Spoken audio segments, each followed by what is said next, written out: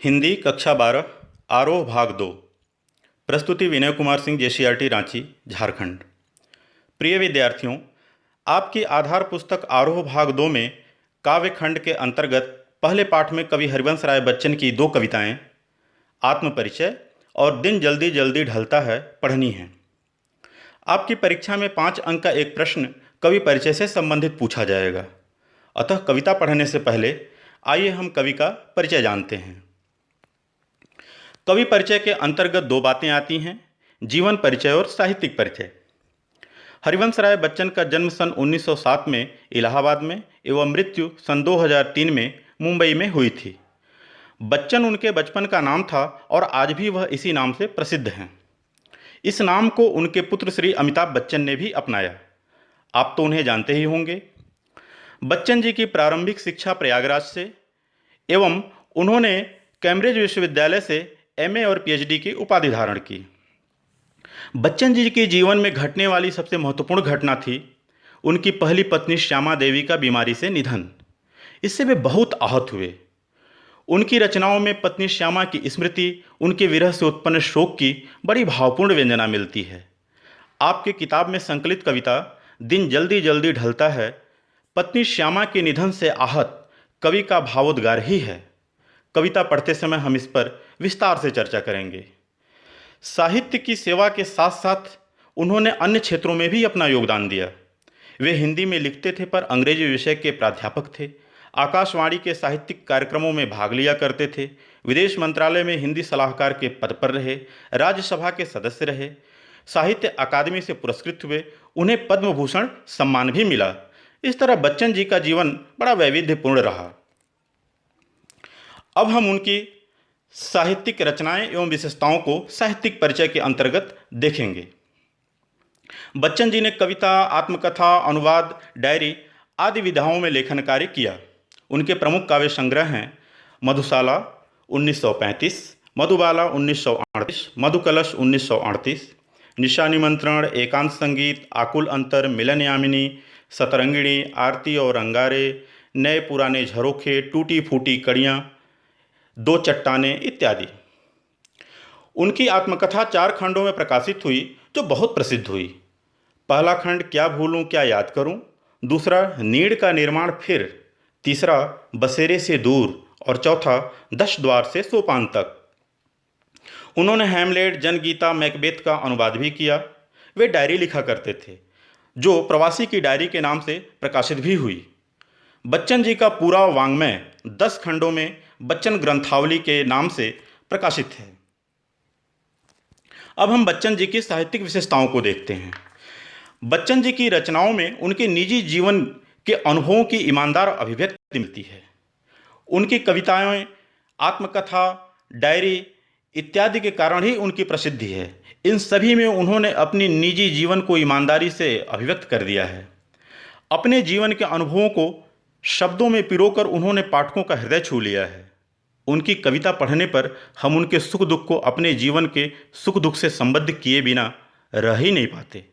उन्होंने लिखा है, मिट्टी का तन मस्ती का मन, क्षण भर जीवन मेरा परिचय।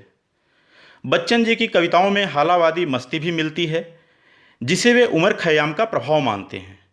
11वीं 12वीं शती में फारसी के एक कवि थे उमर खयाम। उन्होंने रुबाइयाँ लिखी। खयाम के मस्तानापन को बच्चन जी ने अपनी कविताओं में ढालकर उसे अद्भुत अर्थ विस्तार दिया है। जीवन मधुकलश है, दुनिया मधुशाला, कल्पना साकी या पिलाने वाली है और कविता वह प्याला है जिसमें ढालकर पाठक को जीवन रूपी हाला पिलाई जाती है। कविता का एक घूंट पीना जीवन का घूंट पीना बन जाता है। जीवन में जो कुछ भी खट्टा, मीठा, कड़वा है उसे सहज भाव से स्वीकार कर लें तो एक बेख्याली मस्ती छा जाएगी। तेरा मेरा का सब झगड़ा दूर हो जाता है। कोई वैर नहीं, सबसे केवल प्रेम रह जाता है। जीवन की इसी मस्ती से भरी पूरी है बच्चन जी की प्रारंभिक कविताएं, विशेषकर मधुशाला। यह मस्ती का भाव ही बच्चन जी का हालावादी दर्शन है। उनकी कविताओं में मानवीय भावनाओं की सहज संवेदना मिलती है। मानव का जीवन मूलतः सुख दुख से भरा है। यहाँ पसंद नापसंद, आशा और निराशा की भावनाएं मानव जीवन को संचालित करती हैं। अतः बच्चन जी विपरीत परिस्थितियों में भी आशा और उत्साह का साथ नहीं छोड़ते और न छोड़ने का संदेश देते हैं। वे कहते हैं, जो बीत गई सो बात गई, बीती बातों पर बिना पछताए बिना रुके वे कहते हैं, मैं दीवानों का वेश लिए फिरता हूँ, मैं मादकता निःशेष लिए फिरता हूँ, जिसको सुनकर जग झूम झुके लहराए, मैं मस्ती का वह संदेश लिए फिरता हूँ। बच्चन जी की भाषा सीधी सादी सरल एवं जीवंत है। उनकी कविता पढ़ते ही, उनके गीत सुनते ही भाव हृदय में मानो जी उठते हैं। उनके शब्दों में सिर्फ कविता का अर्थ ही नहीं है, बल्कि कविता में निहित भाव सजीव हो उठते हैं।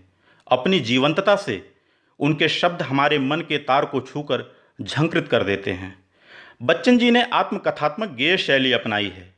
मैंने प्रारंभ में ही बताया था कि उन्होंने अपने निजी जीवन के अनुभवों की ईमानदार अभिव्यक्ति की है। यह अभिव्यक्ति आत्मकथात्मक गेय शैली में है। इसमें खुद कवि अपनी बात कहता है। इसी आत्मकथात्मकता के कारण उनकी कविता में मैं, मेरा, मुझको आदि शब्दों का प्रयोग हुआ है। बच्चन जी की कविता में संगीतात्मकता, लयात्मकता और सरसता भी है। उनकी कविताएं छंदबद्ध नहीं हैं, लेकिन वे लय में बंधी हैं। इस लयबद्धता के कारण ही उनमें संगीतात्मकता आ गई है। कविताएं गाते हुए तन मन भाव की सरसता में झूमने लगता है। उनके गद्य में भी रागात्मकता का भाव भर गया है। बच्चन जी मूलतः कवि हृदय थे, अतः उन्होंने जो गद्य लिखा है उसमें भी कविता या गीत जैसा ही रागात्मक भाव भर गया है। राग क्या होता है? राग संगीत की आत्मा है। वह सुंदर रचनाएं जो कानों को अच्छी लगें उसे राग कहते हैं। इसीलिए प्रायः प्रेमपूर्ण सुखद कविता या संगीत के भाव को भी राग कहते हैं। अतः बच्चन जी का जो गद्य है वह रागात्मक भाव से भरा है। इन साहित्यिक विशेषताओं को जानने के बाद आइए अब हम आरोह में संकलित पहली कविता आत्मपरिचय पढ़ते हैं। आत्मपरिचय कविता में कवि स्वयं अपना परिचय देता है, अपने बारे में बात करता है। बच्चों, अपने को जानना दुनिया को जानने से अधिक कठिन है। आदमी जिस समाज में रहता है वही उसकी दुनिया है। उसके जानने वाले लोगों के साथ उसका संबंध खट्टा मीठा होता है। किसी व्यक्ति का अपने समाज से पूरी तरह निरपेक्ष रहना संभव ही नहीं है। समाज के साथ राग विराग की सापेक्षता में ही व्यक्ति का जीवन चलता रहता है। इसी तरह अपने संसार या समाज के साथ कवि का संबंध भी द्वंद्वात्मक, द्विधात्मक एवं प्रीति कलह से भरा है। कवि को समाज से प्रेम भी मिला, व्यंग्य भी मिला।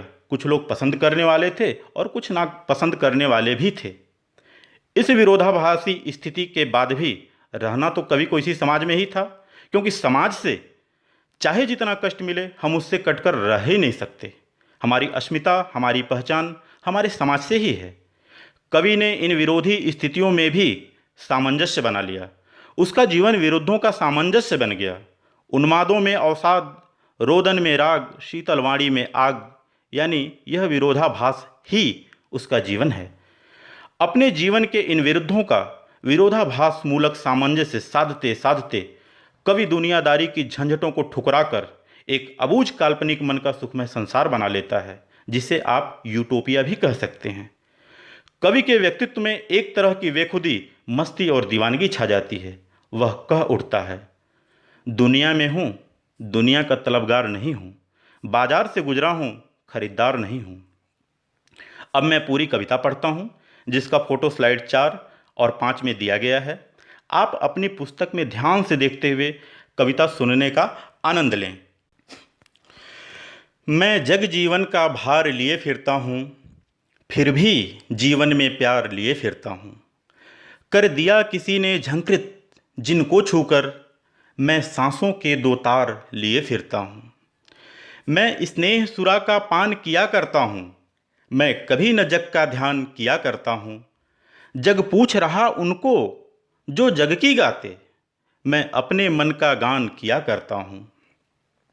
मैं निज उर के उद्गार लिए फिरता हूँ, मैं निज उर के उपहार लिए फिरता हूँ।